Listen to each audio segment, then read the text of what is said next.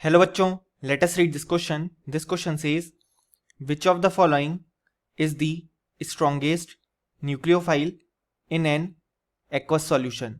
और हमारे ऑप्शंस हैं option A OH minus, option B F minus, option C Cl minus और option D I minus.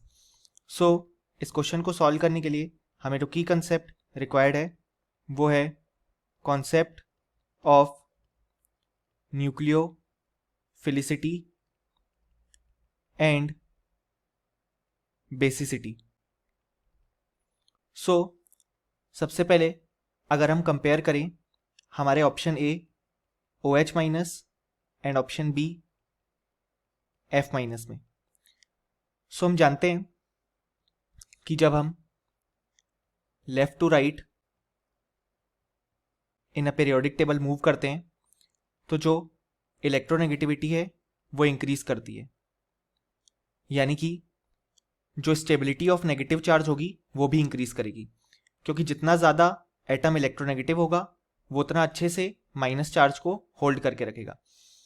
और अगर अब हम बेसिसिटी ऑर्डर लिखें तो वो हो जाएगा कि OH minus is a good base then F minus, क्योंकि फ्लोरीन ज़्यादा इलेक्ट्रोनेगेटिव है तो उसने नेगेटिव चार्ज को अच्छे से होल्ड किया है.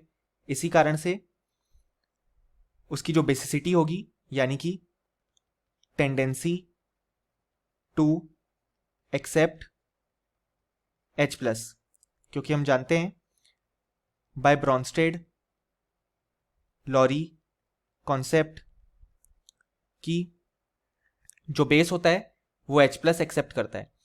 अब क्योंकि फ्लोरीन पे जो नेगेटिव चार्ज है वो ज़्यादा स्टेबल है तो वो H+ एक्सेप्ट अच्छे से नहीं करेगा, यानी कि उसकी बेसिसिटी कम होगी. और हम जानते हैं कि जब हम लेफ्ट टू राइट मूव करते हैं तो जो न्यूक्लियोफिलिसिटी का ऑर्डर होता है वो बेसिसिटी के डायरेक्टली प्रोपोर्शनल होता है, या बेसिकली जो ऑर्डर बेसिसिटी का है वही न्यूक्लियोफिलिसिटी का भी है. यानी कि हम बोल सकते हैं कि जो OH माइनस है वो ज़्यादा अच्छा न्यूक्लियोफाइल है देन F माइनस.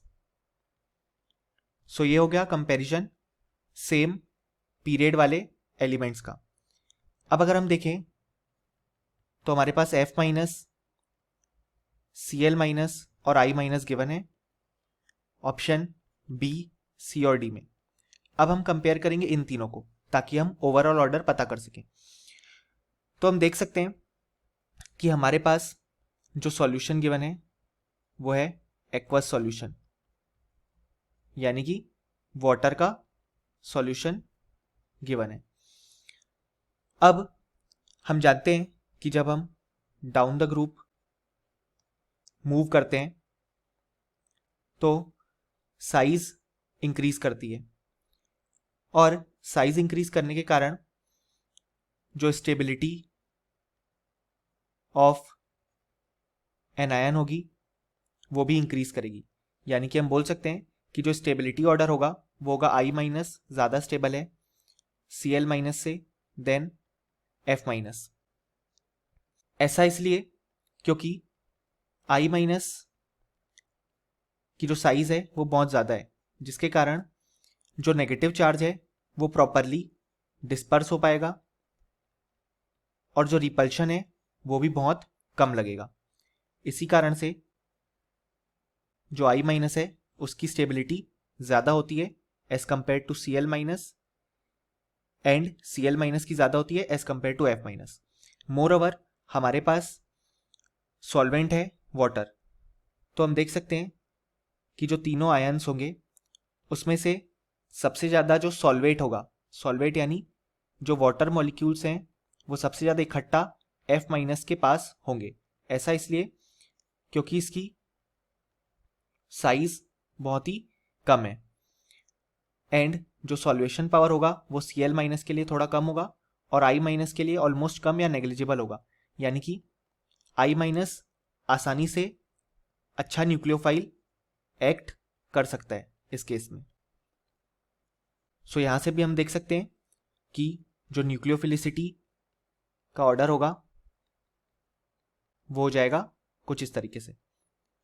यानी कि अगर हम इस क्वेश्चन के लिए ओवरऑल ऑर्डर लिखें जो चारों हमारे पास ऑप्शन गिवन है, तो उसमें हो जाएगा कि आई माइनस सबसे अच्छा न्यूक्लियोफाइल है, then Cl minus, then OH minus and then F minus, क्योंकि F माइनस और OH माइनस का कंपैरिजन अभी हमने देखा था। अब OH माइनस इन दोनों से कम न्यूक्लियोफाइल या बेसिकली इन दोनों से अच्छा न्यूक्लियोफाइल इसलिए नहीं है क्योंकि हम जानते हैं यहाँ पे भी साइज वाली चीज़ मैटर करेगी, क्योंकि जो क्लोरीन है और आयोडीन है उनका जो साइज है वो ऑब्वियसली ऑक्सीजन के एटम से ज़्यादा है, इसलिए जो ओवरऑल ऑर्डर आएगा वो कुछ इस तरीके से आएगा।